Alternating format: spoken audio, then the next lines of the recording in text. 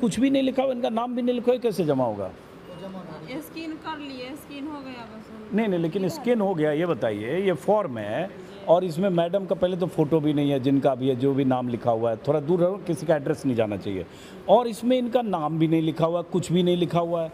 दस्तखत किसने किया है? ये इन्होंने खुद दस्तखत किया, किसी और ने दस्तखत कर दिया? यही दस्तखत हो गया ये। जी नहीं, यहाँ नहीं किया। तो जब इसमें कुछ भी नहीं भरा हुआ है तो फॉर्म ही अधूरा है। अगर आप पत्रकार अजीत अंजुम का वीडियो लोकमत हिंदी में देख के हैरान है तो मुझे कुछ मिनट दीजिए, मैं इसकी वजह आपको विस्तार से समझाती हूँ। आपको मालूम ही है कि सालों तक टीवी पत्रकारिता करने के बाद अजीत अंजुम अपना यूट्यूब चैनल चलाते हैं। अपने चैनल के माध्यम से वो हर ज़रूरी मुद्दे पर ग्राउंड रिपोर्टिंग भी करते हैं। उनके चैनल पर 7 मिलियन से भी ज़्यादा सब्सक्राइबर्स हैं। तो जब चुनाव आयोग ने बिहार में SIR यानी कि स्पेशल इंटेंसिव रिवीजन प्रोसेस की घोषणा की तो इस प्रक्रिया पर सवाल उठने लगे। तो अजीत अंजुम भी अपनी टीम के साथ दिल्ली से बिहार पहुंचे। उन्होंने गांव-गांव में घूमकर इस प्रक्रिया पर जमीनी रिपोर्टिंग करनी शुरू की। अजीत अंजुम के जरिए बनाया गया ये वीडियो देखते ही देखते सोशल मीडिया पर वायरल हो गया।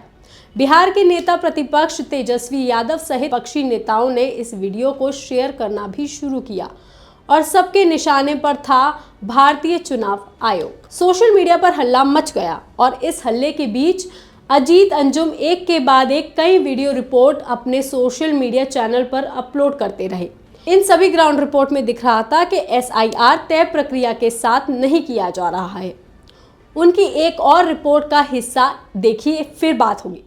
किसी फॉर्म में कुछ भी पता नहीं है, मतलब माता पिता का नाम नहीं है, इपिक नंबर नहीं है, मोबाइल नंबर नहीं है, आधार संख्या नहीं है, दस्तखत है। अब ये देखिए, इसमें कुछ भी नहीं है। दरअसल ये पहला पूरा पन्ना खाली है, ये अपलोड हो रहा है। और ये आपको बता दें कि बांग्लादेशी, घुसपैठिया, रोहिंग्या, मुसलमान तीनों नहीं है। इसके अलावा उन्होंने इस प्रक्रिया के बारे में एक बूथ लेवल ऑफिसर यानी कि BLO से भी बात की, जिसमें BLO ने बताया कि उनके इस इलाके में ज्यादा मुस्लिम वोटर हैं, जिस पर अजीत अंजुम ने केवल सवाल पूछे। देखिए, इनके इलाके में 90% इनके बूथ पे 1000 कितना 1020 में इनके हिसाब से 90% मुस्लिम है। और ये कह रहे हैं उनमें से ज़्यादातर लोग वो कागज़ दे रहे हैं। बिल्कुल दे रहे हैं, बिल्कुल दे रहे हैं। तो इसका मतलब वो अपने मताधिकार के लिए ज़रूरी कागजात जुटाने में जागरूक हैं। हाँ, जागरूक हैं, क्योंकि उनको इस तरह के किसी तरह के खतरे का अंदेशा होता है, इसलिए ज़्यादा जागरूक है। अजीत अंजुम का ये वीडियो सामने आते ही बेगूसराय के डिस्ट्रिक्ट एडमिनिस्ट्रेशन भड़क उठा।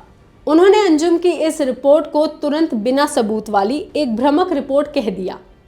उन्होंने X पर एक ऑफिशियल स्टेटमेंट के साथ पोस्ट करके लिखा, जिसमें कहा गया कि वीडियो फैक्चुअली गलत है। साथ ही बोला कि अजीत अंजुम का मकसद सिर्फ पब्लिक सेंटिमेंट भड़काना था।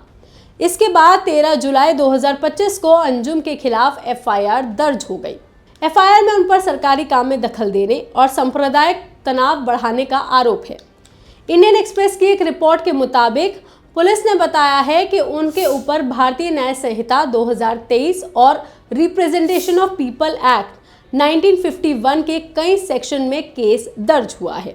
वहीं एक FIR की कॉपी जिसे अजीत अंजुम ने शेयर किया, उसमें उनके खिलाफ भारतीय दंड संहिता की धारा 223 BNS यानी कि सरकारी कर्मचारी को उसके कार्य के दौरान उसमें बाधा डालना, 329(4) BNS जानबूझकर किसी संपत्ति को नुकसान पहुंचाना, 132 BNS वैध आदेश का पालन न करना, 196 BNS यानी कि धार्मिक भावनाओं को आहत करना, 302/3 5 BNS यानी जानबूझकर सरकारी कार्य में बाधा डालने के आरोप लगे हैं।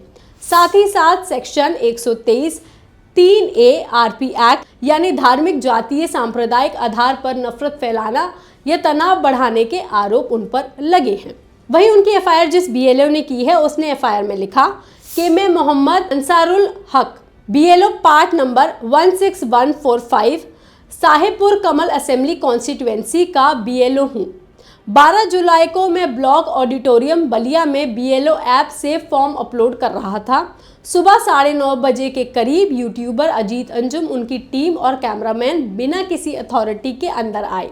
उन्होंने मुझसे सवाल करना शुरू किया, मेरे बूथ में कितने वोटर्स हैं, मैंने कितने फॉर्म्स दिए हैं और कितने वापस आए हैं। मैंने उन्हें बताया कि मेरे बूथ में 1000 वोटर्स हैं। सबको फॉर्म्स दिए गए हैं और सब वापस मिल गए हैं। लेकिन यूट्यूबर का फोकस सिर्फ इस बात पर था कि मुस्लिम वोटर्स को परेशान किया जा रहा है, जो कि बिल्कुल गलत है। उन्होंने मुझे 1 घंटे तक काम नहीं करने दिया और काफ़ी डिस्टर्बेंस क्रिएट की। इसलिए मैं चाहता हूं कि इनके खिलाफ सरकारी काम में बाधा डालने और कम्युनल टेंशन फैलाने के लिए एक्शन लिया जाए। इस एफआईआर के बाद अजीत अंजुम ने एक्स पर पोस्ट करके अपनी बात रखी। उन्होंने लिखा कि मैंने बलिया ब्लॉक में एसआईआर प्रक्रिया में गलत तरीके से फॉर्म भरे जा रहे थे, इसकी रिपोर्टिंग की, जिसके बाद लोकल बीडीओ और एसडीओ ने मुझे कॉल करके अपना वीडियो डिलीट करने का प्रेशर डाला, लेकिन मैंने मना कर दिया और ये एफआईआर उसी का नतीजा है। उन्होंने ये भी कहा कि मुझे सच दिखाने की सजा मिल रही है, पर मैं ना डरने वाला हूँ ना रुकने वाला हूँ। इसके अलावा उन्होंने लिखा कि मैं कल रात किशनगंज से बेगूसराय आ गया हूँ ताकि मेरी तलाश में प्रशासन को ज़्यादा परेशानी ना हो। अजीत अंजुम के सपोर्ट में कई मीडिया हाउसेस के साथ साथ DG pub news India foundation भी आया है। डीजी पब एक ग्रुप है जो डिजिटल जर्नलिस्ट और मीडिया हाउसेस का संगठन है। उसने ये बयान दिया है कि ये एफआईआर प्रेस फ्रीडम पर अटैक है। अजीत अंजुम ने जो ग्राउंड पर देखा वही रिपोर्ट किया। ये क्राइम नहीं है, जर्नलिज्म है। ऐसे केसेस डेमोक्रेसी के लिए काफ़ी खतरा है। जर्नलिस्ट के सवालों का जवाब देने की जगह उन्हें डराया जा रहा है। इस पर आपका क्या कहना है, आप हमें कमेंट करके ज़रूर बताएं। बाकी तमाम खबरों के लिए आप देखते रहिए लोकमत हिंदी।